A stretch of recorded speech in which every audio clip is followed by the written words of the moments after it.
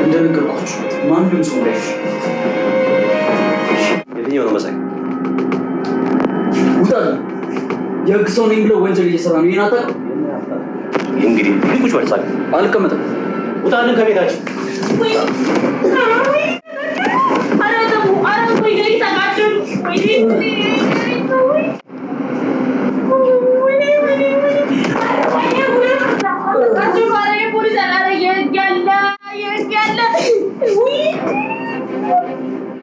ምንም በቃ ተጨንቀው ቤት ውስጥ እያወሩ ነው። ይኸውልህ እንዳትሄድ የግሌን ፈርቷል። እንዳትቆይ ደግሞ የግሌ ታወራለች ብለው ሰግቷል። በር ላይ ነን፣ ልንገባ ነው። ልክ እኛ ልንገባ ስንል ስለምትደበቅ የምትደበቅበትን ቦታ በደንብ ይይ። ችግር የለውም ግን ቢያንስ ብሩን አስገባልኝ። አስገባልሃለሁ። አሁን አስገባ። እሺ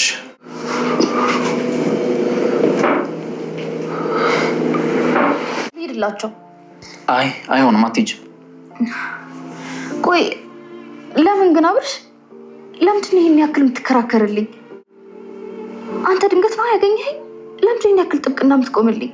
ጭራሽ የራሳችሁን ሰው አሳልፋችሁ ሰጣችሁ ለኔ ይሄን ያክል ትከራከርልኛለህ? ቆይ አንተ የጠፋ ወንድሜ ነህ እንዴ? ትትና ዛሬም በመሳደድ ላይ ትገኛለች። እንግዲህ በረጅም ጊዜ ውስጥ በዝና ቤት ታግታ ስትሰቃይ የነበረችው ትትና ዛሬም ስቃይዋና መከራዋ እንደቀጠለ ነው። ከዛ እንኳን ከዝና ቤት ካለበት ቤት ውስጥ እንግዲህ በእግዚአብሔር ቸርነት በፈጣሪ ረዳታ እንግዲህ አምልጣ ወደ ውጭ ብትወጣም ወይም ደግሞ መድብል ቢያስመልጣትም ግን አሁንም መሳደዷ መሰቃየቷ አላቆምላትም። እፎየው ወጣሁ የተለቀኩኝ ብላ ከዛ ብትወጣም አሁንም እስከተሸሸገችበት ድረስ በእግር በኮቷ በመከታተል እስካሁኗ ሰዓት ድረስ እየተከተላት እያባረራት ይገኛል። ዝና እንግዲህ ዝናና ግብረ አበሮቹ እንደሚታወቀው በጣም ሰፊ እና ረጅም የሰው ኃይል ያላቸው ሰዎች ናቸው። በመሆኑም ትትና ያን ያክል ሩጣ ስትሄድ ከኋላው የተከተላት ወይም ደግሞ የገባችበትን ፊት ያያሰው ስለነበረ ያረፈችባቸው ወይም ደግሞ ያስጠጓት ልጆች ሳይቀር በጭንቀትና በመከራ ውስጥ ይገኛሉ። እንግዲህ ምንም ሳያገባቸው ትትና በተደበቀችበት አንቺ ትተደበሽማ እኛ ምን አገባን በማለት እንግዲህ የቤት ያለችዋን የግል የምትባለዋን እነዚህ እንግዲህ አብረው ያሉት ጓደኛሞች ሰራተኛቸውን ይዘዋት ሄደዋል። ይዞም ከሄደ በኋላ ዝና እንግዲህ ቼክ አድርጎ አስመርምሮ በትትና ቦታ ኩላሊቷን እንትን ሊል ቢሞክርም አልተሳካለትም። ምክንያቱም የደም አይነቷ የታመመው ሰውዬና ከየግሌ ጋር አልተመሳሰላቸውም። በዛም እንግዲህ በጣም የተናደደው ዝና ቀጥታ ደውሎ ነይ ቤተሰብ ካለሽ ከፈለጉሽ እነሱ ስልክ አምጪና እነሱ መተው የሚስተካከሉ ያስተካክሉልሽ ወይም ደግሞ ልጅቷን አውጥተው ይስጡን ከዛ በኋላ አንቺ ትወጫለሽ አለበለዚያ ግን እምገልሽ ለራሱ አንዴ እንድትሞች አድርጌ አይደለም ምላስሽን ቆርጥልሻለሁ እያንዳንዱ የአካል ክፍልሽን እየቆራረጥኩ አኖርልሻለሁ ሲላት እንግዲህ በጣም የተጨነቀችው የግሌ ስልካቸውን አውጥታ ሰጥተዋለች። የሰጣችውም ስልክ እንግዲህ መሳይ የሚባለው ጓደኛቸውን ነበረ።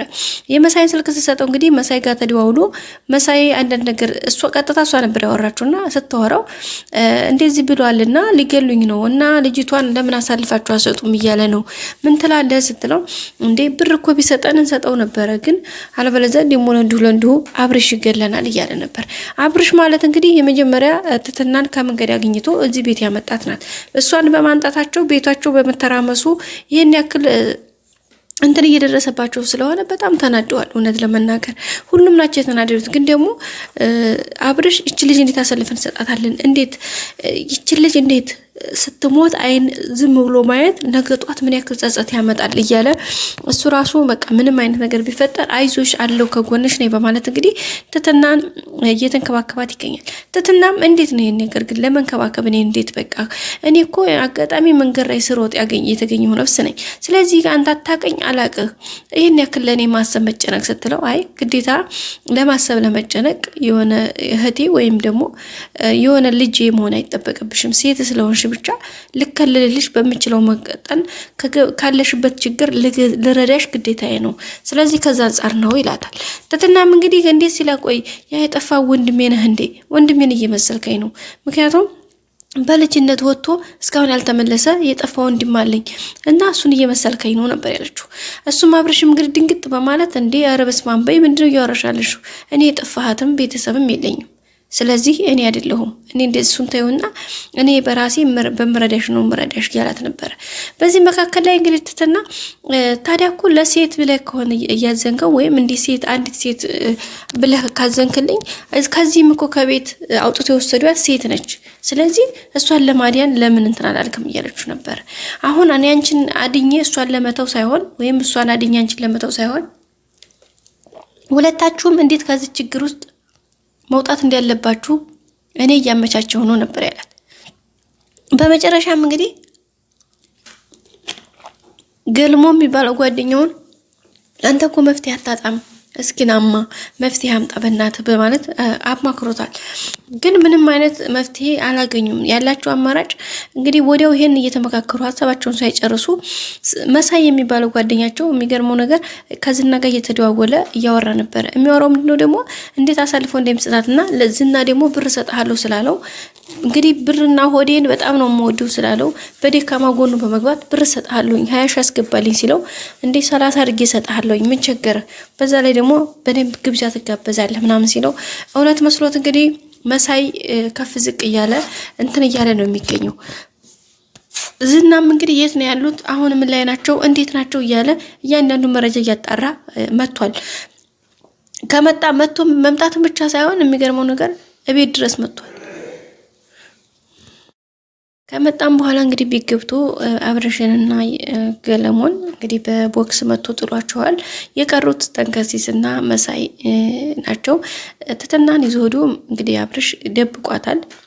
ድሮ እዛ በፊት ደበቀበት ቦታ አሁን ቢፈልጉም አያገኟትም፣ ትትናን አያገኟትም። ስለዚህ አሁንም እርምጃ ወስደው ምናልባት አሁንም መሳይ የሚባለው ልጅ ደግሞ አሁን ብሩን ሳትልኩልኝ ስለሚል ምናልባት ሲጀምር የት እንደተደበቀች ራሱ አላያትም። በእርግጠኝነት ትትና እንደማትያዝ ተስፋ አደርጋለሁ። ትትና ከተያዘች በጣም ነው የሚያስጠላው። ኢቭን ድራማው ለራሱ ማለት ነው። እንግዲህ እነሱም ተፍተፍ እያሉ ነው የሚገኙት። አሁን መሳይ ነው በጣም ከባድ ሪስክ ውስጥ የሚገባው። ስለዚህ ድጋሜ ይዞት መሳይን ይዞት መሄዱ አይቀርም። ምክንያቱም ትናገራለህ ለምን መጀመሪያ አሳያለሁ ብለሃል አይደለም አንተን ፍሳለ ብሎ እንግዲህ ዝና አንዴ እሱ ጋር አለመነጋጋት ወይም አንዲ ላይ እሱ ጋር አለመገናኘት ከተገናኙ በኋላ ወዲዝ ማለት አይቻልም። ዝና በሞት ነው የሚያሰናብተው ሰውን እንጂ በህይወት እንኳን አያሰናብትም። እንግዲህ አይታችኋል ማህሌትን እንደፈለገ ከተጠቀመባት እንደፈለገ ከተጫወተበት እንደፈለገ ካደረጋት በኋላ አሁን ላይ ጎዳና እንድትወረወር ነው ያደርጋል። ስለዚህ አሁንም እንትና ማነው መሳይ በቃ ሳያውቀው በቃ አዲጋ ውስጥ ነው የገባው። ስለዚህ አሁን እሱ እንዴት እንደሚያመልጥ በጣም ከባድ ነው። አብርሽ ግን ለትትና ያለውን እስከ ጥግ ድረስ እንክብካቤ እያደረገ ነው። በእርግጠኝነት ወንድሟ ነው የሚሆነው። ምክንያቱም ራሱን አሳልፎ ላለመስጠት የሚያደርገው ጥረት ይመስለኛል። እና ቤተሰቦቻችን እንግዲህ አብርሽና ትትና በቅርቡ እህትና ወንድም መሆናቸውን የሚያውቁበት ሰዓት ቅርብ ነው። እና ቤተሰቦቻችን የዛሬው ቪዲዮ ይሄን ይመስል ነበር። በቀጣይ በአዲስ ቪዲዮ እስከምንገናኝ ሰብስክራይብ፣ ላይክ አድርጉ።